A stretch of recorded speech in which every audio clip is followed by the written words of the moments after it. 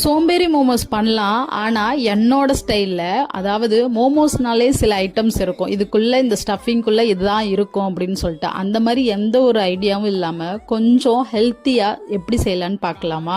அதுக்கு நான் கீரை, கடலைப்பருப்பு, பாசிப்பருப்பு, ஆனியன், பச்சை மிளகா, பூண்டு இதெல்லாம் தான் எடுத்திருக்கேன். இதில் ஆனியன், பச்சை மிளகா, பூண்டு, வெங்காயம், கீரை இது எல்லாத்தையும் நீங்கள் சாப்பரில் போட்டே வந்துட்டு நல்லா ஒன்றும் பண்ணுமா அரைச்சி எடுத்து வச்சுக்கலாம். அதுக்கப்புறம் வந்துட்டு கடலைப்பருப்பு ஒரு 1 ஹவருக்கு முன்னாடி நீங்கள் ஊற வச்சு அதை நீங்கள் சாப்பர்லேயும் போட்டு கட் பண்ணிக்கலாம். அப்படி இல்லை அப்படின்னா மிக்சியில் போட்டு எடுத்து வச்சுக்கோங்க.